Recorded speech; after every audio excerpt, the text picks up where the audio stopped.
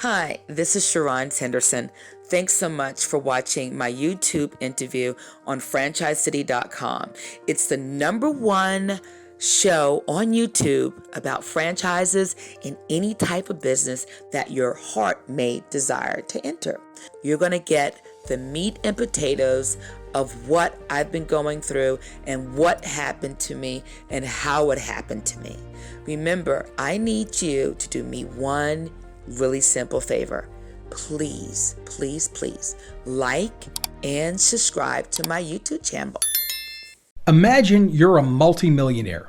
You invest in a franchise, in this case, Golden Corral.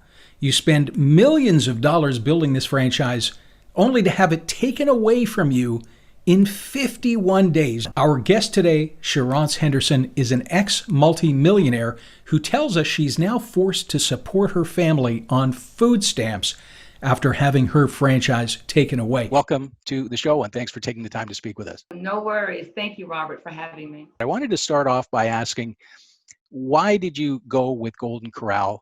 Typical food franchises like your McDonald's, your Burger Kings. I also looked at TGI Fridays as well as Chick-fil-A. I looked at daycare franchises, and I came back to the Golden Corral product because it was a place where my family could all dine.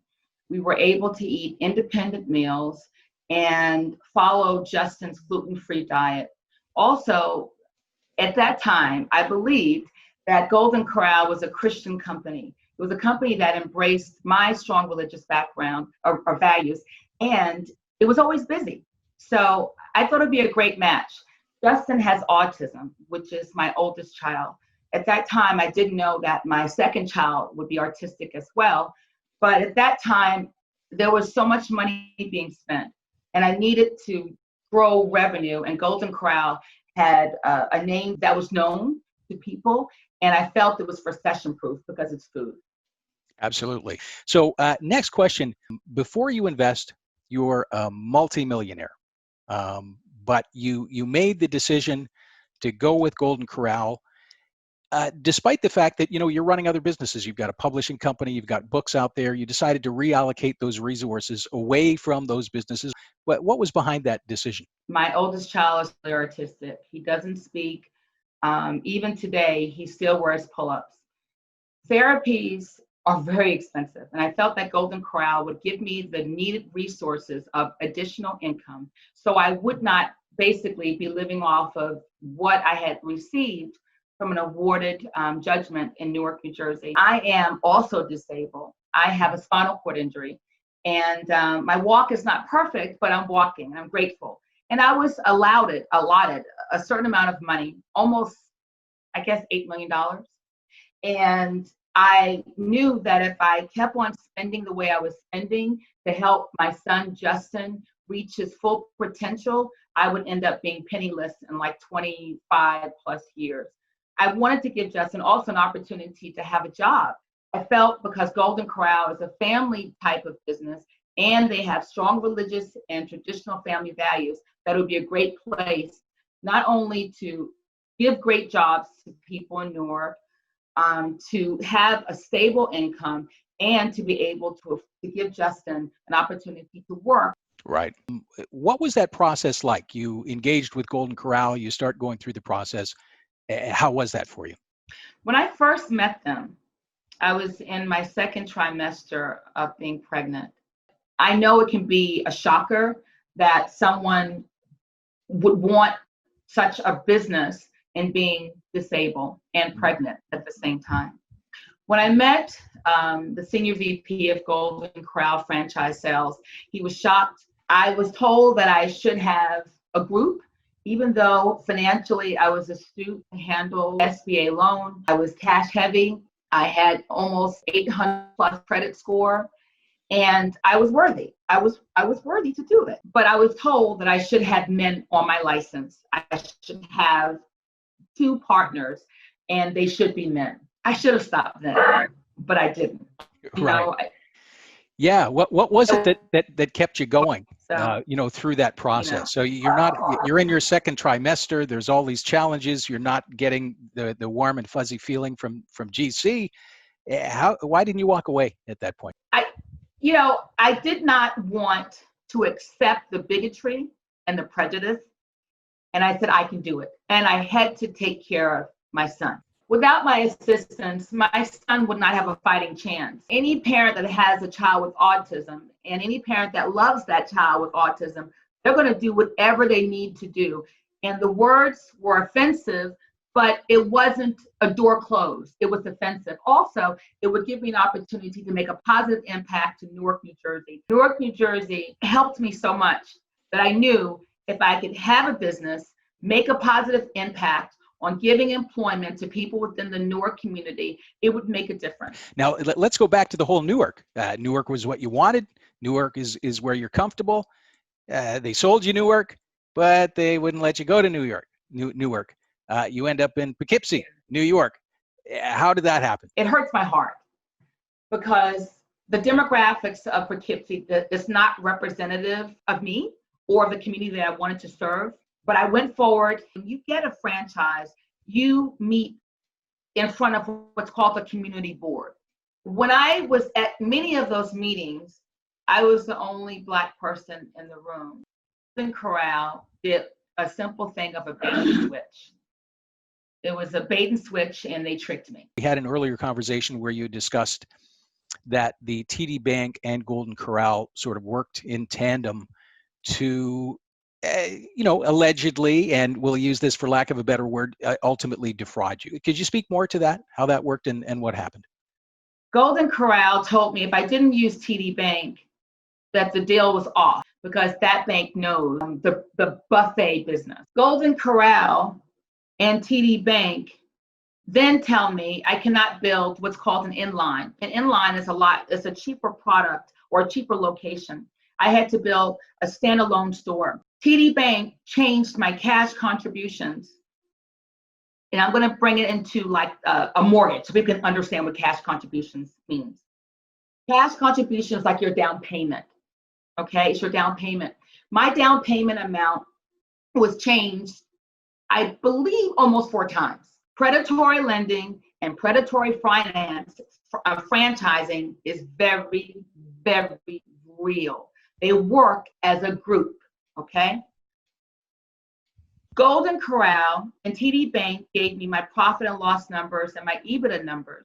It took away my ability to make an intelligent financial decision for me and my family. They were submitted, and they were not my numbers. They were the numbers of the bank and the franchisor.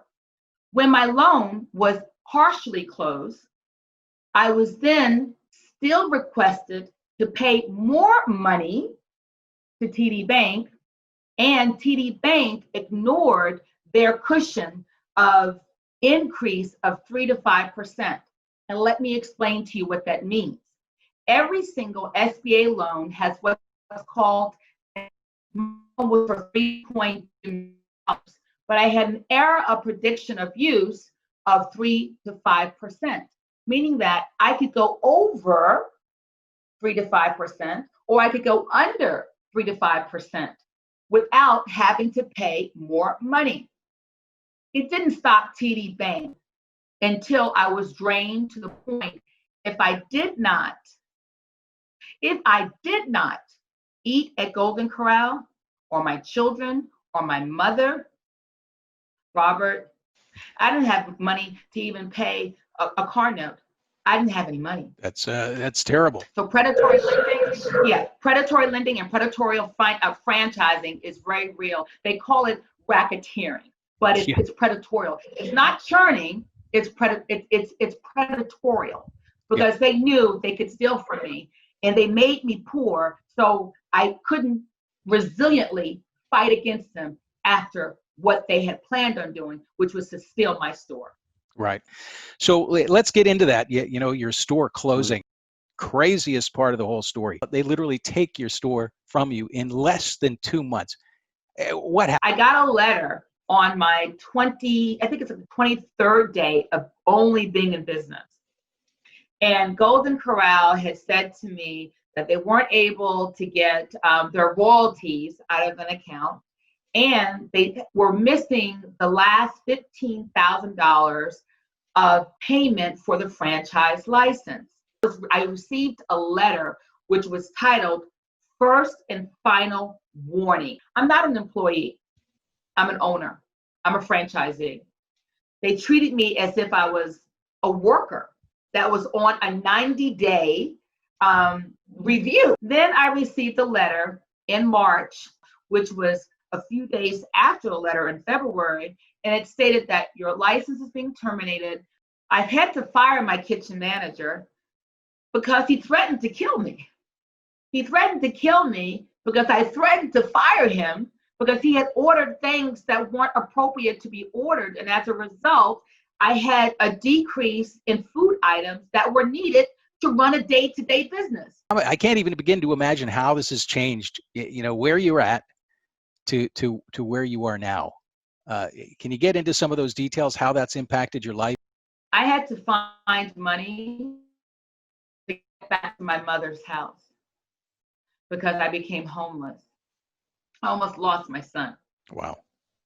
I cannot provide the therapies for both my children, who both don't speak, who are both in pull-ups.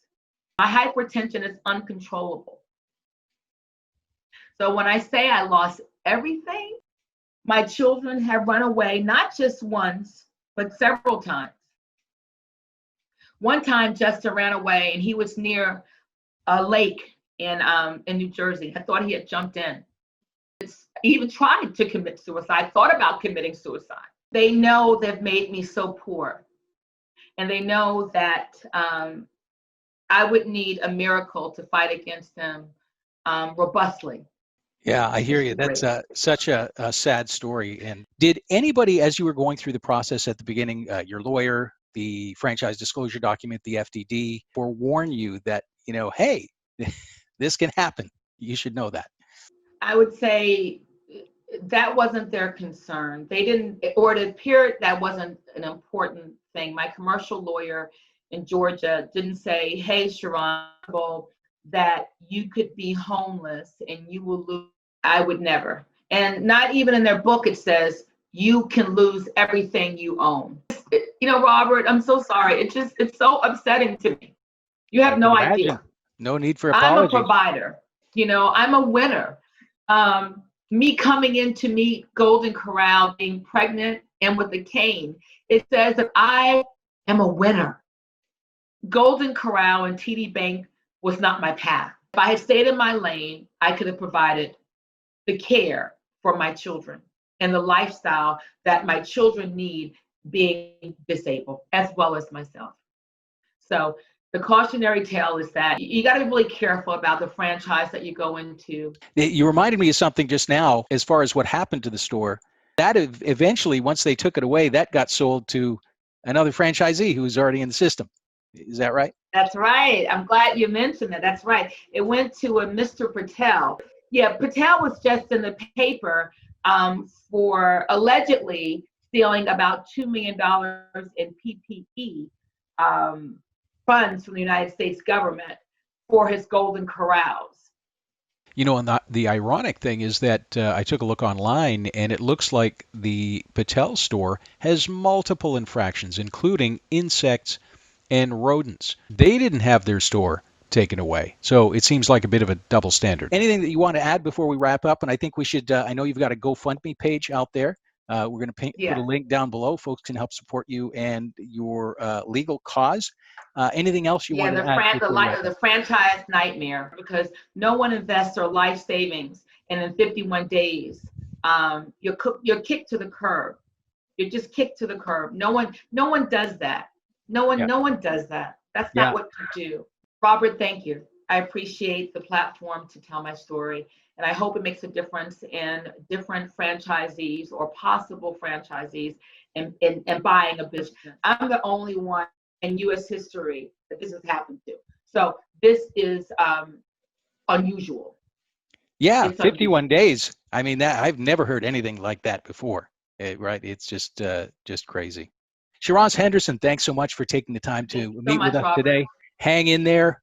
Viewers, head on over Franchise Nightmares GoFundMe page. Even $5, any little bit's going to help with the legal cause. We'll put the link down below, and thanks very much.